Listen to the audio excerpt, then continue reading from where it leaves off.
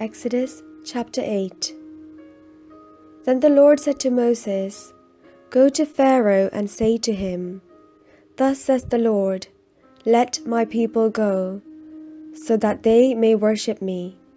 If you refuse to let them go, I will plague your whole country with frogs. The river shall swarm with frogs. They shall come up into your palace, into your bedchamber and your bed, and into the houses of your officials and of your people, and into your ovens and your kneading bowls. The frogs shall come up on you, and on your people, and on all your officials.' And the Lord said to Moses, 'Say to Aaron, stretch out your hand with your staff over the rivers, the canals and the pools, and make frogs come up on the land of Egypt.' So Aaron stretched out his hand over the waters of Egypt, and the frogs came up and covered the land of Egypt. But the magicians did the same by their secret arts, and brought frogs up on the land of Egypt. Then Pharaoh called Moses and Aaron and said, 'Pray to the Lord to take the frogs from me and my people. I will let the people go to sacrifice to the Lord.' Moses said to Pharaoh, 'Kindly tell me when I am to pray for you and for your officials and for your people, so that the frogs may be removed from you and your houses, and be left only in the Nile.' And he said, 'Tomorrow.' Moses said, 'As you say, so that you may know that there is no one like the Lord our God. The frogs shall leave you and your homes, and your officials and your people. They shall be left only in the Nile.' Then Moses and Aaron went out from Pharaoh, and Moses cried out to the Lord concerning the frogs that he had brought upon Pharaoh, and the Lord did as Moses requested.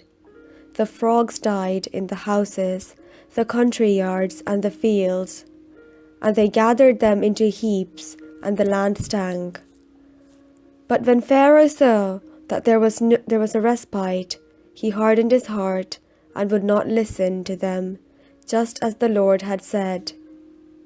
Then the Lord said to Moses, 'Say to Aaron, stretch out your hand and strike the dust of the earth, so that they may become gnats throughout the whole land of Egypt.' And they did so.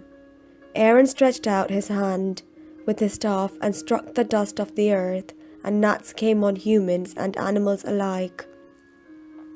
All the dust of the earth had turned into gnats throughout the whole land of Egypt. The magicians tried to produce gnats by their secret arts, but they could not. There were gnats on both humans and animals, and the magicians said to Pharaoh, 'This is the finger of God.' But Pharaoh's heart was hardened, and he would not listen to them, just as the Lord had said. Then the Lord said to Moses, 'Rise early in the morning and present yourself before Pharaoh as he goes out to the river, and say to him, "Thus says the Lord, let my people go, so that they may worship me. For if you will not let my people go, I will send swarms of flies on you, your officials and your people, and into your houses, and the houses of the Egyptians shall be filled with swarms of flies, and also the land where they live. But on that day I will set apart the land of Goshen, where my people live, so that no swarms of flies shall be there, that you may know that I, the Lord, am in this land. Thus I will make a distinction between my people and your people. This sign shall appear tomorrow.' The Lord did so, and great swarms of flies came into the house of Pharaoh and into his officials' houses. In all of Egypt the land was ruined because of the flies. Then Pharaoh summoned Moses and Aaron and said, 'Go sacrifice to your God within the land.' But Moses said, 'It would not be right to do so, for the sacrifices that we offer to the Lord our God are offensive to the Egyptians. if we offer in the sight of the Egyptians sacrifices that are offensive to them, will they not stone us? We must go a 3 days' journey into the wilderness and sacrifice to the Lord our God as he commanded us." So Pharaoh said, "I will let you go to sacrifice to the Lord your God in the wilderness, provided you do not go very far away.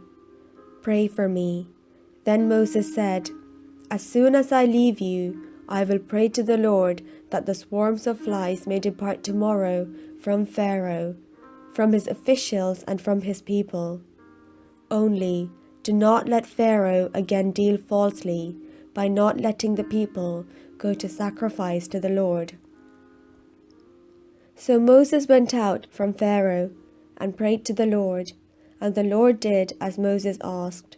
He removed the swarms of flies from Pharaoh, from his officials and from his people.